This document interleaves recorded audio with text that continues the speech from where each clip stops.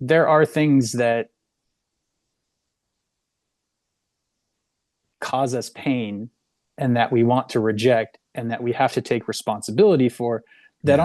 aren't our fault. You know, Yeah. That's right. things happen Yeah. to us, and as much as I want to say life is supportive, I also recognize that it can be painful and chaotic and completely undeserved, um, as well. And so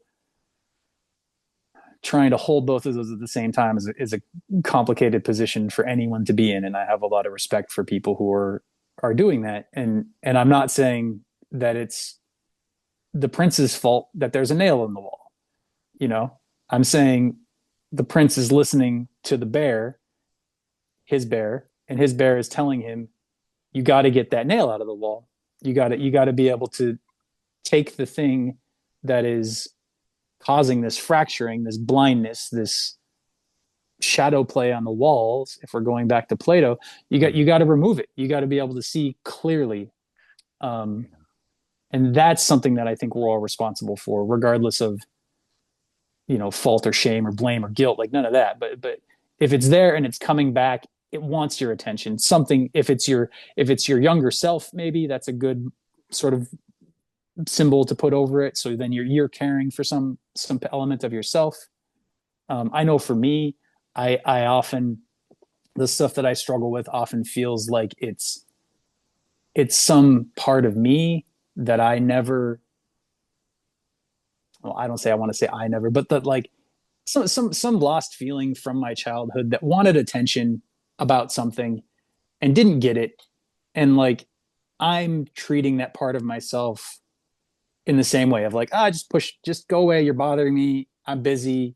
Whether it's like me wanting to be creative, just this newsletter, this writing that I'm working on, like that was a struggle for me to turn to that. And a lot of it were the voices of like, oh, this is dumb, this is not going to go anywhere, um and that's, to me, that's like, that's my version of the Turnip Princess. That's the thing, is like there's this thing that I want to be creative, to express myself, but I'm also disgusted by it. There's some sort of a ew, no, I don't have the time. It's not safe. It's not good. This is wrong. I'm shitty. I don't have anything to share. I'm, you know, full of shit, or I'm very arrogant, or who am I to think I can do this?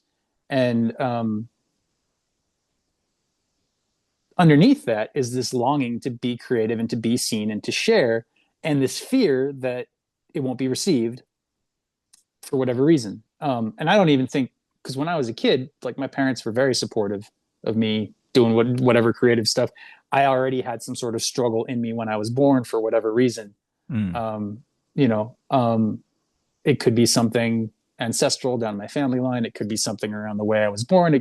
I don't know, past life. I don't know if I believe in past lives, but if they're a thing, that's a vector they could have come from. Mm. But yeah, just again, I just want to come back to like your question of like these things that we're disgusted by, that we push away.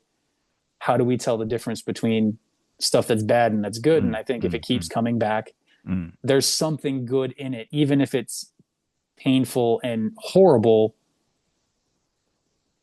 That there's an opportunity presented by life for us to grow, and growth can be Yeah. painful. It can it's Yeah. not it's not it shouldn't be super painful, but it's not exactly comfortable either. There's a gray area between the two that I think it kind of points us towards.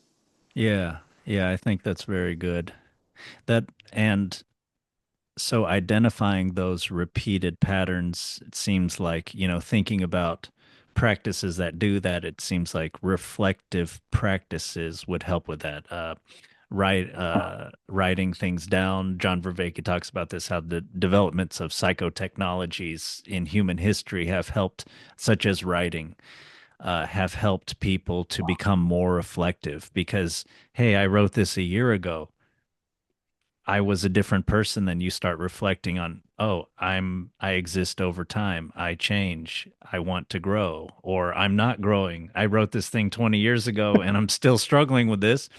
And look, I'm still blaming somebody about it. And there's like someone, I forgot about that person, but there's this other person that I'm blaming for it. Oh, right. It's like kind of the same thing going on.